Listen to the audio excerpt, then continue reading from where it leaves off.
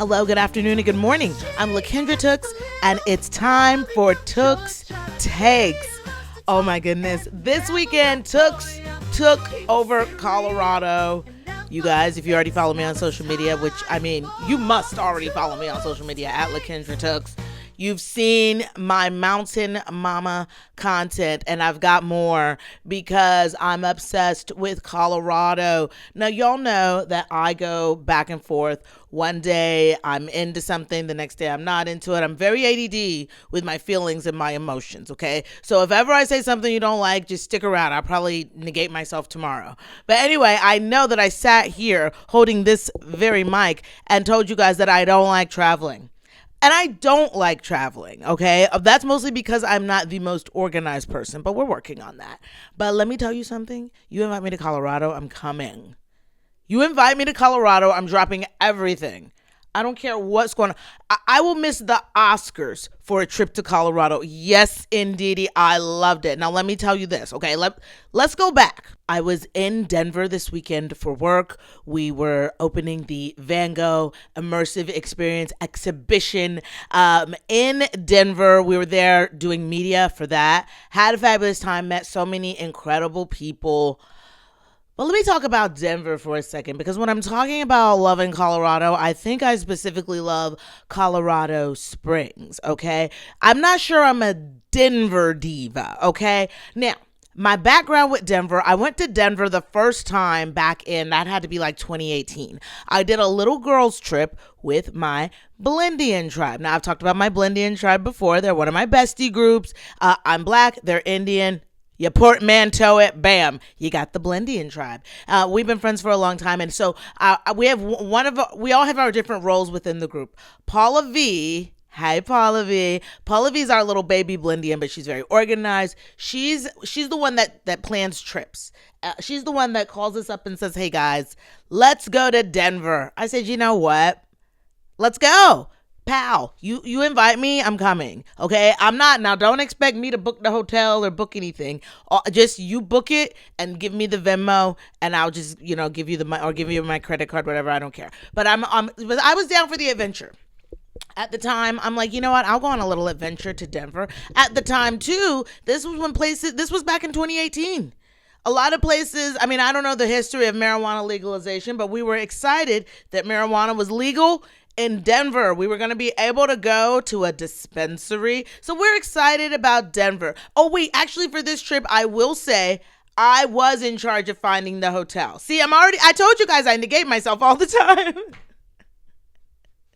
Remember last week, I was telling you guys last week about how I sometimes make up facts. I negate myself sometimes too. Okay, you know what? Maybe I should run for politics. Maybe I would do well in the government. Anyway. Now, for this trip, I booked us a great hotel. We stayed at the Embassy Suites. The best part of staying at that hotel, and actually my favorite part of the whole Denver trip, my 2018 Denver trip, was the Embassy Suites continental breakfast in the morning. It was so good. Now, this was before I did intermittent fasting, okay? This was back when I used to be able to wake up in the morning and enjoy a breakfast. Well, they had an omelet station. Now, y'all, I love an omelet station. One of these days, when I get to build Chateau de Tooks, I am going to have myself a chef. I'm going to have myself an omelet station at all times because I love an omelet. Let me tell you something. This young man, no, he wasn't a young man. He was muy viejo. I don't remember his name, but this man made the best omelets ever, and he brought his own ranchero sauce from home. That's commitment. Okay? You're bringing your own ranchero sauce from home to the continental breakfast at the Embassy Suites? That is why we need these are the type of people we need in America. We need more people like him. That guy committed to making sure that he had the best omelet station in all of Denver, the home of the Denver omelet, by the way. This man said, you know what? I'm going to kick it up a notch. I'm bringing the ranchero sauce from home. So I say all that to say I traveled across the country and I got a good omelet. Other than that, I wasn't really feeling Denver. At the time I was living in New York, I was very New Yorker energy. And again, me and my Blendian tribe, we kind of felt like we were the only pieces of diversity in the city. Now, I'm not saying that Denver's not a diverse city. it is, but we just didn't really see the diversifying, to the point where when the four of us walked into one establishment, we walked in as our brother was walking out and he was like, oh my God, black and brown girls, woohoo. And I was like, dang, maybe he doesn't see him that much. So anyway, that was my experience with Denver then. But, actually that trip, I really stepped up that trip. I earned the nickname Denver Kendra. I stepped up. I drove us up a mountain. It was a cute trip. With good omelets. Fast forward to Denver today. Now, it's not like I was excited to go to Denver. I was mostly just going there for work. So my whole thing was, I'm going to do my job and then I'm going to come home. But so then my bestie, okay, y'all know I have all my different bestie groups. So one of my college besties is my best friend, Josh. Hey, Joshy. He actually works at a TV station. We majored in broadcast journalism and, all that stuff. So he works at a TV station in Colorado Springs. So the original plan was for him to come and pick me up in Denver and bring me back to Colorado Springs. But I was like, is there anything else? Because I hate for you to have to drive there and back. It's like an hour, And so he was like, oh, I said, is there any public transportation? He said, oh, there's this thing called the Bustang. Now, if I got any Colorado people in the Kensday crew, and I think I do have some Coloradans in the Kensday crew, but he told me about the Bustang. So I looked up the Bustang and I said, I'm going to take the Bustang to Colorado Springs. And yeah, so I took the bus. Listen, I love some public transportation. I was on that bus doing my nails. Look at my nails. Don't they look good? I put on a top coat. I had my little lamp plugged in. Listen, I will take the bus. Now, I'm not going to sit at the back of the bus, but I don't have a problem taking the bus. So I took the Bustang. I get to Colorado Springs. Not only do I get to see my bestie Joshy, I get to meet his man in his life, Andrew. Hey, Andrew. And we had met before on FaceTime. So it felt like we already knew each other, but then like to actually be together in real life, it was like, oh my God, I love you. And I knew I was going to love you. It was so great. And I also got to meet my nephew, Josh and Andrew's dog, Bandit. And oh my gosh, they were like, we've been telling Bandit about you all week. We're like, look, Kendra's coming. So he's really excited. And he was really excited. So it was so great to just like see, like, so I'm already happy. Okay, I'm arriving in Colorado Springs. I just got off the bus and I'm arriving happy. I'm with my bestie. I'm like, honestly, we're good here. But so we wanted to go. They're amazing hosts. So they wanted to take me out to dinner. Y'all know I love a lavender date. And the only thing better than a one guy, one girl lavender date is two guys, one girl lavender date. When you get to be the third wheel of the lavender date. Actually, like, I like that. So any gay couples that want to take me out on a lavender date, I'm available. I'm open. I love the third wheel on a lavender date. Anyway, we went out to dinner at this fondue place, y'all. Okay. Now listen, we are going to get into the shows. Okay. We're going to talk a little bit. Actually, this past week, we're going to talk about some summer house drama. We got to talk about the summer house drama. And also this past week, there wasn't a new episode of Ladies in London, wasn't a new episode of Real Housewives of Rhode Island. A new season of 90 Day Fiancé did just start. I don't know if I want to watch it or not yet. I'm going to decide. We'll decide as a community and we'll reconvene about the new season of 90 Day Fiancé over on the socials. We'll decide if we need to watch it or not. I'm in Colorado Springs. I'm happy. We decide to go out to dinner. We decide to go out to this fondue place. Remember how like swing dancing was a thing for a minute, like in the early 2000s? I feel like there was a time in the early 2000s when fondue became a thing, And I don't have a problem with fondue. I've just never really been like, hey guys, let's go get some fondue. You know what I'm saying? And it's like every palate is different. I love cheese. Okay, I love cheese. I love queso. I love fromage. I love cheese. But I'm never like, oh, I just want to dip some bread in the cheese. Like I've never really, and they bring you bread. They bring you like cauliflower. But here's my thing. The place we went, no shade. Okay, no shade. But the cheese wasn't good. And I'm like, with the fondue restaurant, it's kind of like you got one job. That cheese needs to be correct. But that fondue was a fondant for me. I wasn't loving the cheese. And then God bless him, we had this little waiter. He's 18 years old. a child. I was proud of him for already having a job, but we were there for 3 hours. 3 hours of fondue that was not that great. And then they also brought us meat, but you had to cook the meat yourself at the table. I'm just like, dang, what's going on? Where's the chef?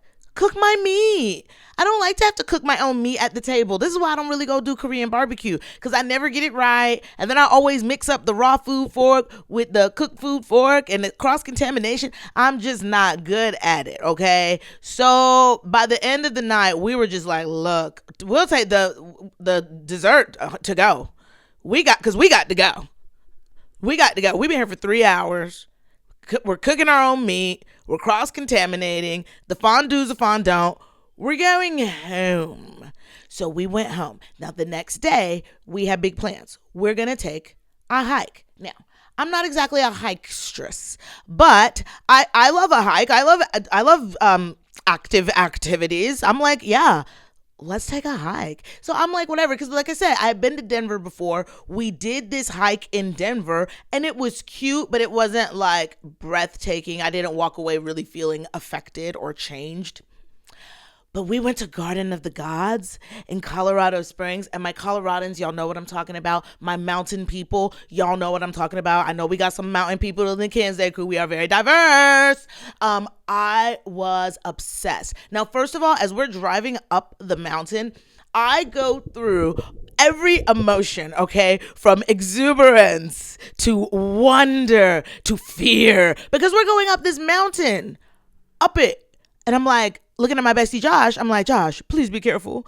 Please be careful. Oh my gosh. And then it's like, how do two cars fit on the lanes of the mountain? But it's like, you know what? Mountain people, or maybe it's Colorado people, I don't know. The etiquette though. I was like, wow, I love this etiquette. It's like, let me just scooch over and then you can do that. And then guess what? No one falls off the mountain. No one falls off the mountain. Why? Because we got mountain manners. So anyway, then we get to the Garden of the Gods. Wow. I mean, like all of these, I don't even know. All I could do was start singing. Oh, beautiful for spacious skies, for amber waves of grain. It just felt like, wow, this is America. And I just felt like a proud American. And, not that I don't feel like a proud American, but if you are a fan of mine and you're listening to this show, I would assume you are in the camp of people like me who find themselves very disappointed in a lot of things that are happening in the United States of America right now. And it's so easy to forget that America actually is a really beautiful place. We have beautiful nature. We have beautiful people, beautiful diversity. And unfortunately, I feel like the people in America who, in my humble opinion, to me, they're not the best Americans.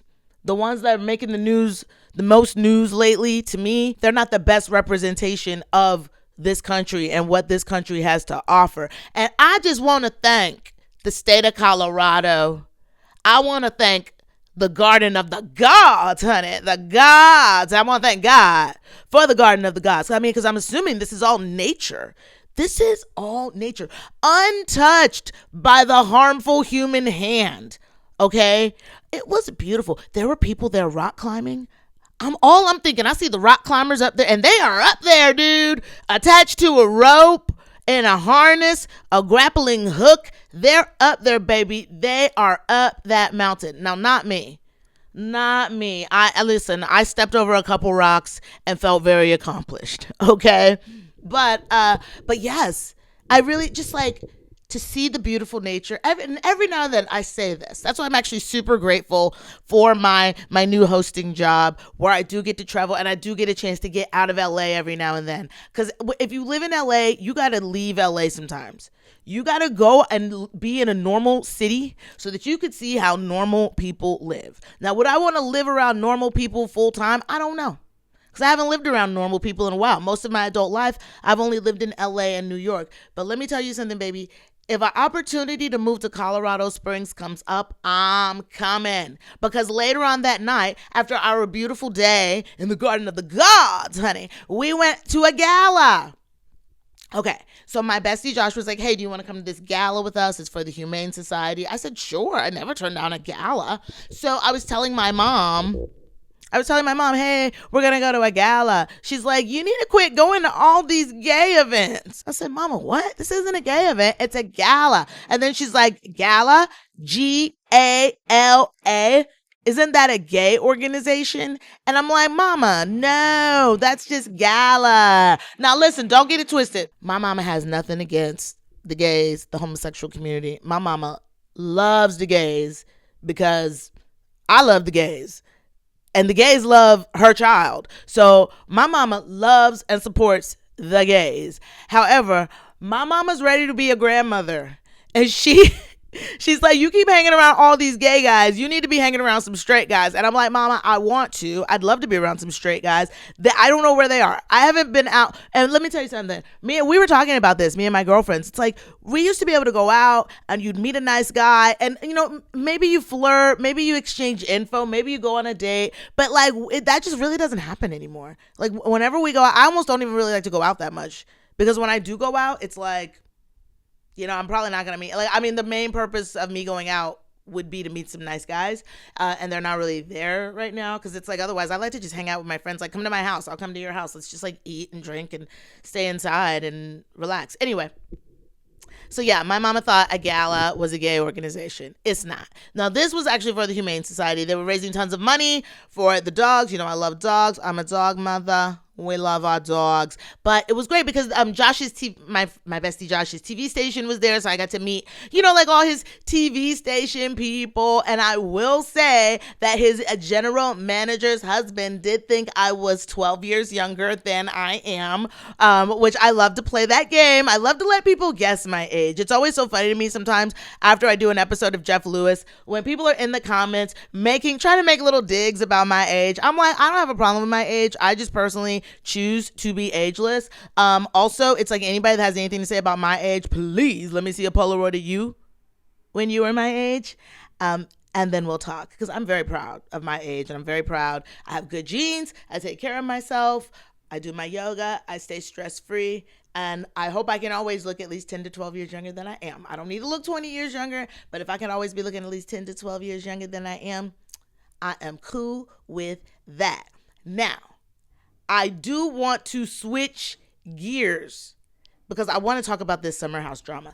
It's never ending, okay? We got the leaked reunion audio, which I'm secretly glad about. Then we get this most recent little bombshell that, is Messy Fessy really messy? I slept with Wessie? Ooh. Now, Jenn Fessler is going to be on Jeff Lewis Live this week. Jeff is going to ask her about it. We will all be tuned in. But do I believe that Jenn Fessler and Wes Wilson hooked up? Yes, I do. I believe it. You know what else? First of all, I believe Sierra. I don't think she would lie. And I don't think Sierra would have said this if Jenn hadn't said what she said. Jenn was trying to be a man apologist on the red carpet. Oh, he's harmless. He's harmless. That type of behavior is not harmless from grown men. We need to stop letting grown men get away with this little teenage bad boy, F-boy behavior. It is not okay. And now we know. Now we know why Jenn was defending West.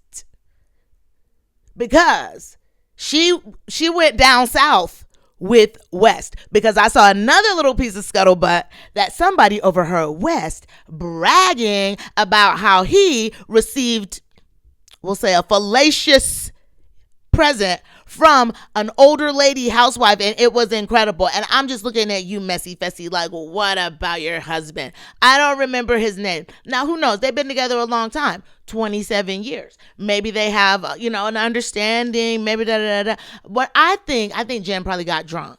She probably got blackout. And she may not even remember it. So in her mind, it might not have happened. But I do believe it happened. Because you know what? First of all, I will say this. Now, I don't know Jenn Fessler. I have never met her. And to be honest, I didn't even really watch her when she was on Jersey, because I had given up Jersey at that time because it was too toxic for me. So I don't really know Jenn Fessler well. I do feel like Jenn Fessler, the vibe I get from her, I could tell she's really bummed out about not being asked back for Jersey. You know she's really bummed about that. I think she would love any opportunity to be back on TV, be back on Bravo, get a little bit of shine.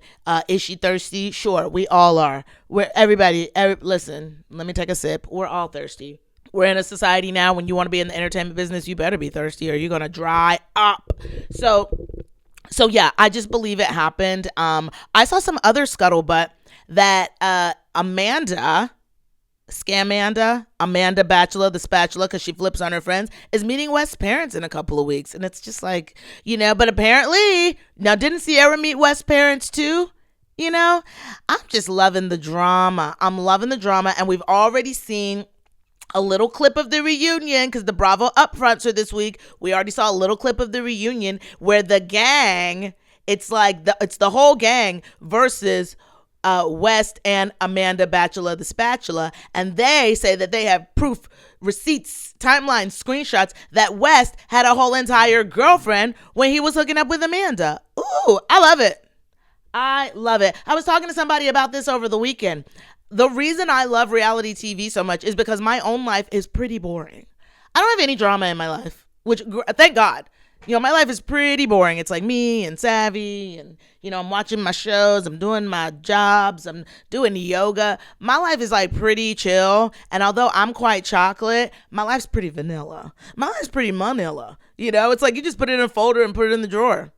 Manila. But I think that's why I love watching these shows. I love seeing the drama. Now, before I get into my Tooks takeaway, I want to tell you guys a little bit more about this Van Gogh immersive experience that I was just doing media for in Denver. I was really moved, and it's actually going to tie into my Tooks takeaway.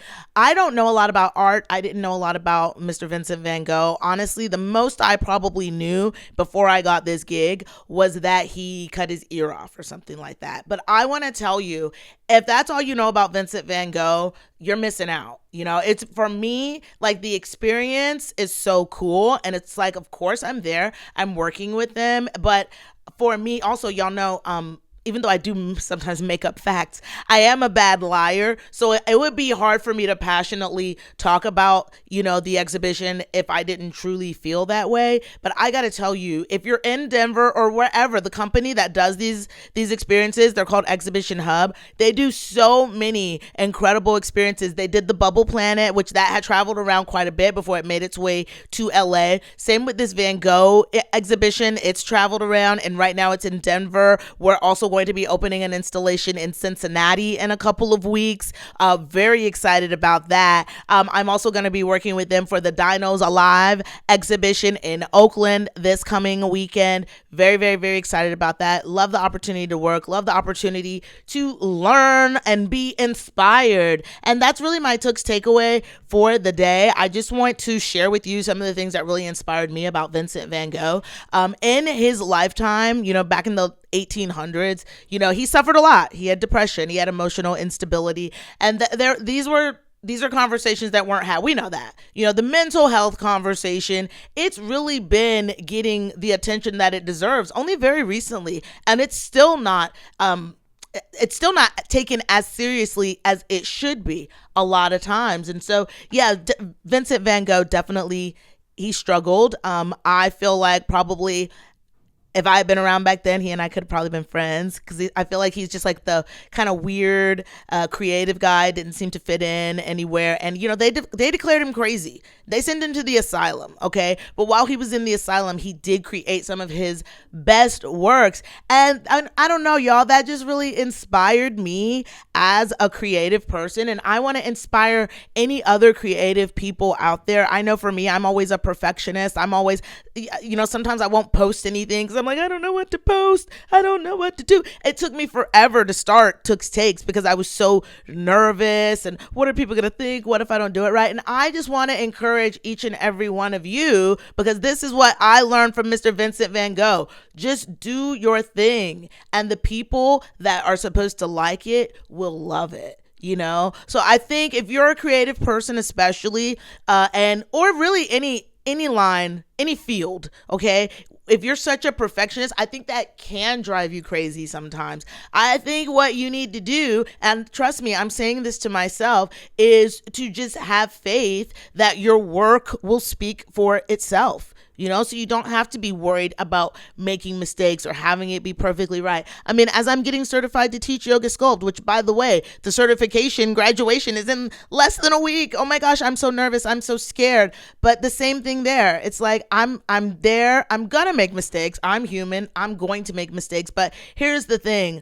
I know that when I'm teaching my yoga sculpt class, every single one of those students in my class, not only have they put their faith in me, they're rooting for me. They want to see me win. They want to see me teach them the best class they've ever had in their lives, And I feel like I want to encourage the rest of you too. Don't worry about what other people think.